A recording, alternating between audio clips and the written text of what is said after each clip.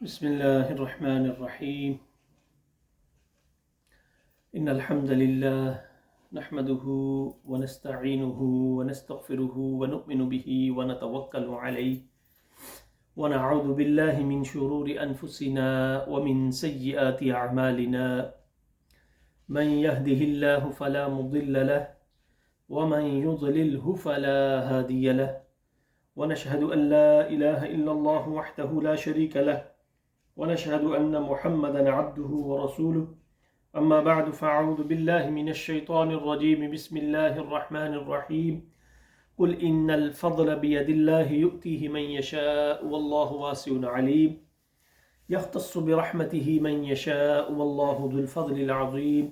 صدق الله العظيم وصدق رسوله النبي الكريم الأمين، ونحن على ذلك لمن الشاهدين والشاكرين والحمد لله رب العالمين. رب اشرح لي صدري ويسر لي أمري واحلل عقدة من لساني يفقه قولي. إن الله وملائكته يصلون على النبي يا أيها الذين آمنوا صلوا عليه وسلموا تسليما. اللهم صل على سيدنا محمد وعلى آل سيدنا محمد وبارك وسلم وسل عليه. الصلاة والسلام عليك يا سيدي يا رسول الله وعلى آلك وأصحابك وسلم عليك يا شفيع المذنبين. الصلاة والسلام عليك يا سيدي يا رسول الله وعلى آلك وأصحابك وسلم عليك يا محبوب رب العالمين. سامعین ذی وقار، اللہ رب العزت کا شکر ہے کہ ہم جمعۃ المبارک کے اس معطر و منور اجتماع میں حاضر ہیں۔ دعا ہے اللہ رب العزت ہم سب کی اس حاضری کو اپنی بارگاہ میں شرف قبولیت عطا فرمائے۔ پوری مخلوق جس چیز کی سب سے زیادہ محتاج ہے وہ اللہ رب العزت کی رحمت ہے۔ انسان اگر غور کرے تو اس کا وجود بھی رحمت الہیہ سے ہی ممکن ہے کہ مالک کریم کی رحمت نہ ہوتی تو انسان پیدا ہی نہ ہوتا، اور اس کے پاس موجود تمام نعمتیں محض اللہ رب العزت کی مہربانی سے ہی ممکن ہے۔ فقط دنیا ہی نہیں، آخرت کی ہر نعمت بھی اللہ رب العزت کے فضل اور اس کے کرم سے ہی ممکن ہوتی ہے۔ ام المؤمنین حضرت سیدہ عائشہ صدیقہ رضی اللہ تعالی عنہا اور حضرت سیدنا ابو ہریرہ رضی اللہ تعالی عنہما سے روایت ہے کہ مصطفیٰ جان رحمت صلی اللہ علیہ وآلہ وسلم نے ارشاد فرمایا، لن ینجی احدا منکم عملہ، کہ تم میں سے کسی کو بھی اس کا عمل ہرگز نجات نہیں دے گا۔ قیامت کے روز تم میں سے کسی کو بھی اس کا عمل نجات نہیں دے گا۔ اعمال پہ ناز نہ کرو، فقط اس کے کیے جانے، فقط انسان کو اعمال کرتے رہنا چاہیے کہ ان کی برکت سے اللہ رب العزت کی رحمت نصیب ہو جائے۔ تو صحابہ کرام بارگاہ رسالت مآب میں عرض کرتے ہیں، قالوا ولو انت یا رسول اللہ صلی اللہ علیہ وسلم، یا رسول اللہ کیا یہ معاملہ آپ کی ذات کے ساتھ بھی مختص ہے کہ اعمال نہیں اللہ کی رحمت کے ساتھ ہی نجات ممکن ہے؟ تو میرے مصطفیٰ صلی اللہ علیہ وآلہ وسلم نے ارشاد فرمایا، ولا انا الا ان یتغمدنی اللہ برحمت، میں بھی فقط اللہ رب العزت کی رحمت سے ہی جنت میں جاؤں گا۔ پتہ یہ چلا کہ انسان کی اگر کوئی کامیابی اس سے حاصل ہے، دنیاوی اور اخروی اگر کوئی کامیابی حاصل ہوگی تو وہ فقط اللہ رب العزت کی رحمت سے ہی ممکن ہے، اور اگر اللہ کی رحمت شامل حال نہ ہو تو کچھ بھی ممکن نہیں ہے۔ اور اللہ رب العزت کی جو رحمت ہے اس کی ایسی مثال ہے، وہ ایسی بے مثال رحمت ہے، حدیث نبوی صلی اللہ علیہ وآلہ وسلم میں ہے کہ اگر پوری مخلوق کی شفقت و مہربانی کو اکٹھا کیا جائے تو اللہ کی رحمت کی ساتھ اس کی کوئی نسبت نہیں۔ آقا علیہ الصلوۃ والسلام نے فرمایا، اس حدیث کے راوی بھی حضرت سیدنا ابو ہریرہ رضی اللہ تعالی عنہ ہے، بڑی خوبصورت حدیث ہے۔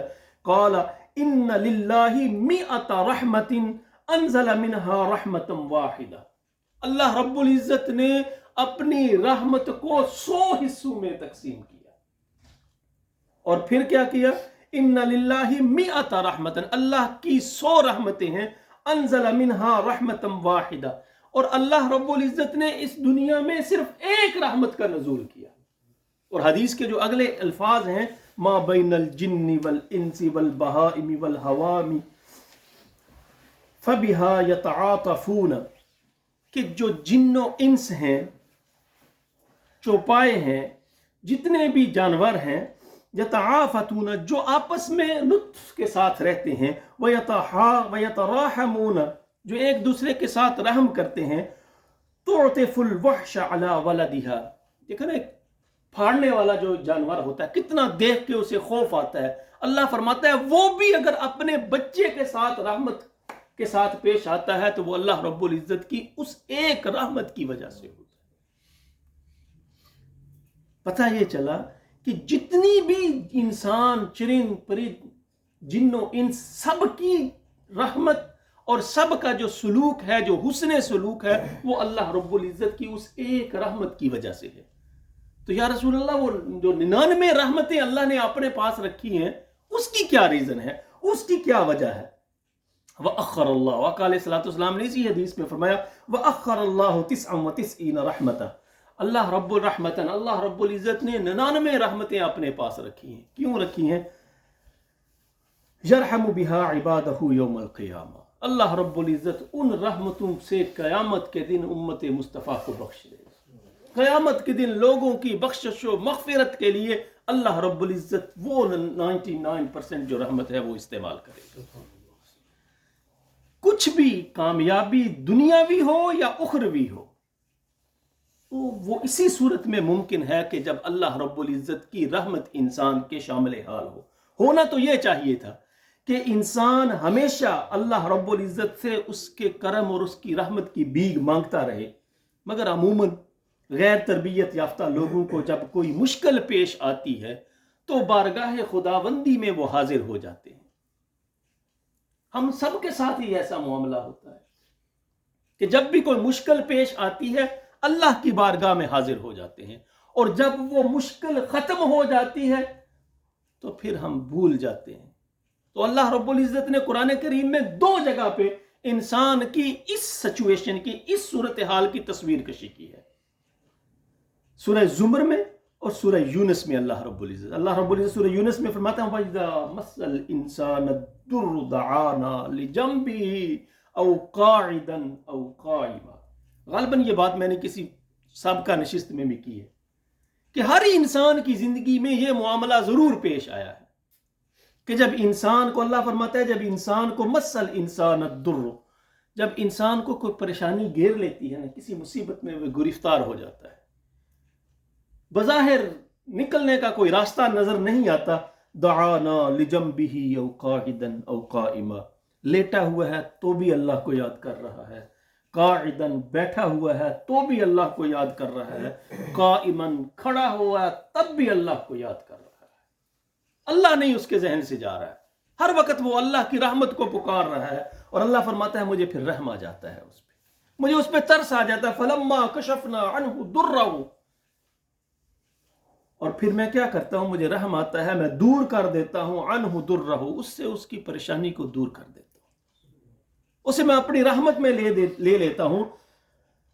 فلما کشفنا عنہ ضرہ مر کأن لم یدعنا الی ضر مسہ، پھر وہ چل پڑتا ہے، وہ بھول جاتا ہے، چل پڑتا ہے، کأن لم یدعنا الی ضر مسہ، اسے یہ بات بھول جاتی ہے کہ میں کبھی اللہ کو یاد کرتا تھا، جب مجھے کوئی پریشانی تھی تو میں اللہ کے ساتھ وعدے کرتا تھا، میں مسجد کے چکر لگاتا تھا، نماز کی پابندی کرتا تھا، صدقات و خیرات کی پابندی کرتا تھا، اب وہ سارے جو عہد و پیمان میرے ساتھ کرتا تھا اور میری رحمت کی بھیک مانگتا تھا وہ سب کو بھول جاتا ہے، اور پھر کیا کرتا ہے، کذالک زین للمسرفین ما کانوا یعملون۔ اللہ فرماتا ہے پھر میں کیا کرتا ہوں، جس روش پہ وہ چل پڑا ہے مجھے بھولنے کی روش پہ، اس کا یہ عمل اس کے لیے میں خوبصورت بنا دیتا ہوں۔ ایسے نہیں انسان کسی کو برا بلا کہے یا کسی کو نظر انداز کرے تو وہ بھی اسے نظر انداز کر دیتا ہے، ٹھیک ہے جاؤ بھائی، اگر تو اس طرف خوش ہے تو تو اسی طرف رہ۔ تو اللہ فرماتا ہے وہ مجھے بھول کے خوش رہ رہا ہے تو پھر میں اس کا یہ عمل اس کے لیے خوبصورت کر دیتا ہوں۔ کذالک زین للمسرفین ما کانوا، جو وہ کرتا ہے اس کے لیے وہی میں خوبصورت بنا دیتا ہوں۔ تو ہم نے یہ سبق، یہ درس، یہ حدیث ہمیں یہ درس دیتی ہے کہ ہم نے اپنا بھی محاسبہ کرنا ہے کہ ہمارا شمار کن لوگوں میں ہوتا ہے۔ کیا ہم جب مشکل آتی ہے تو بارگاہ خداوندی میں آتے ہیں؟ وہ تو ہر کوئی آتا ہے، پتہ اس وقت چلتا ہے جب خوشی کا عالم ہے تو اللہ کو یاد کرتے ہو یا نہیں کرتے، تب اللہ کے احکامات پہ عمل پیرا ہوتے ہو یا نہیں ہوتے۔ اگر ہوتے ہو تو یقین جانیے اللہ رب العزت کی رحمت تمہیں ضرور آغوش میں لے لے۔ اور پھر دوسری جو اہم بات ہے وہ اللہ رب العزت کے رحمت کے حصول کے لیے وہ صبر اور رضا ہے۔ انسان جو اللہ عطا کرے اس پہ راضی رہے۔ القناعۃ مال لا ينفد، قناعت وہ مال ہے جو کبھی ختم نہیں ہوتا۔ اور انسان اگر قناعت نہ کرے، راضی اللہ کی رضا پہ نہ رہے، تو پھر کبھی بھی انسان وہ جس کو کہتے ہیں رج نہیں سکتا، ہمیشہ وہ بھوکا ہی رہتا ہے۔ اللہ تعالیٰ ایمان والوں کو آزمانے کے لیے انہیں مختلف مشکلات سے آزماتا ہے، مختلف مشکلات میں مبتلا کرتا ہے۔ کبھی خوف مسلط کیا جاتا ہے، کبھی معاشی مشکلات آتی ہیں، کبھی غذائی قلت سے اللہ رب العزت آزماتا ہے، کبھی پیاروں کی وفات سے اللہ رب العزت ایک بندہ مومن کا امتحان لیتا ہے۔ مشکلات میں اللہ رب العزت کی رضا پہ راضی رہنا اور اسلامی احکام پہ استقامت اختیار کرنا اللہ رب العزت کو بڑا پسند ہے۔ اللہ نے فرمایا وَلَنَبْلُوَنَّكُمْ بِشَيْءٍ مِّنَ الْخَوْفِ وَالْجُوعِ وَنَقْصٍ مِّنَ الْأَمْوَالِ وَالْأَنفُسِ، یہ ساری باتیں اللہ نے قرآن میں گنوا دی کہ میں آزماؤں گا تم کو بِشَيْءٍ مِّنَ الْخَوْفِ، خوف سے، بھوک سے، وَنَقْصٍ مِّنَ الْأَمْوَالِ وَالْأَنفُسِ وَالثَّمَرَاتِ، مال میں کمی کر کے۔ اور پھر فرمایا کہ راضی رہنا اور اسلامی احکامات پہ استقامت اختیار کرنا یہ اللہ کو بڑا پسند ہے۔ کیسے پسند ہے؟ فرمایا جو صبر کرتا ہے اور جو استقامت اختیار کرتا ہے۔ فرمایا وَبَشِّرِ الصَّابِرِينَ، صبر کرنے والوں کو خوشخبری سنا دو۔ الَّذِينَ إِذَا أَصَابَتْهُمْ مُصِیبَةٌ، جب انہیں کوئی مصیبت آتی ہے تو پھر کہتے ہیں قَالُوا إِنَّا لِلَّهِ وَإِنَّا إِلَيْهِ رَاجِعُونَ، اللہ ہم تیری ہی طرف ہم اللہ کے لیے ہی ہیں اور اللہ کی طرف ہی ہم نے لوٹ کے جانا ہے مصیبت کے وقت۔ اور جب انسان پہ کوئی رحمت ہوتی ہے، کوئی انعام حاصل ہوتا ہے تو وہ کہتا ھذا من فضل ربی، یہ اللہ رب العزت کا فضل ہے۔ اور بڑی انا للہ و انا الیہ راجعون سے وہ حضرت ام المؤمنین ام سلمہ رضی اللہ تعالی عنہ کی وہ حدیث یاد آ رہی ہے کہ ام المؤمنین حضرت ام سلمہ رضی اللہ تعالی عنہ فرماتی ہیں کہ آقا علیہ الصلوۃ والسلام نے ارشاد فرمایا کہ اگر کوئی بندہ مومن جب اسے کوئی پریشانی یا کوئی مصیبت آتی ہے تو اس پریشانی اور مصیبت میں وہ یہ دعا پڑھے انا للہ و انا الیہ راجعون، اللہم اجرنی فی مصیبتی و اخلفنی خیرا منہا۔ تو ام المؤمنین فرماتی ہیں کہ میرے خامد ابو سلمہ ان کا وصال ہو گیا، تو میں یہ دعا پڑھنے شروع ہو گئی اور میرے ذہن میں ایک وسوسہ آیا کہ ابو سلمہ جو ہیں یہ سابقون الاولون میں ہیں، نبی اکرم صلی اللہ علیہ وآلہ وسلم کے ساتھ انہوں نے ہجرت کی ہے، اور جنہوں نے پہلے نبی اکرم صلی اللہ علیہ وآلہ وسلم کے ساتھ ہجرت کی ہے ان کا بڑا مقام ہے۔ قرآن کریم نے ارشاد فرمایا والسابقون الاولون من المہاجرین والانصار والذین اتبعوہم بإحسان رضی اللہ عنہم ورضوا عنہ، کہ اللہ ان سے راضی ہو گیا اور وہ اللہ سے راضی ہو گیا۔ تو فرمایا ابو سلمہ سے افضل کون سے صحابی ہوں گے، ابو سلمہ سے اعلیٰ کون ہوگا؟ تو فرمایا جب میری عدت پوری ہوئی تو آقا علیہ الصلوۃ والسلام نے نکاح کا پیغام بھیج دیا۔ گویا افضل.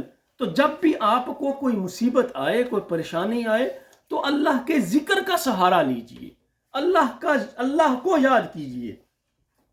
وَلَنَبْلُوَنَّكُمْ بِشَيْءٍ مِّنَ الْخَوْفِ وَالْجُوعِ وَنَقْصٍ مِّنَ الْأَمْوَالِ وَالْأَنفُسِ وَالثَّمَرَاتِ. اللہ آزماتا ہے، اور آپ نے کیا کرنا ہے؟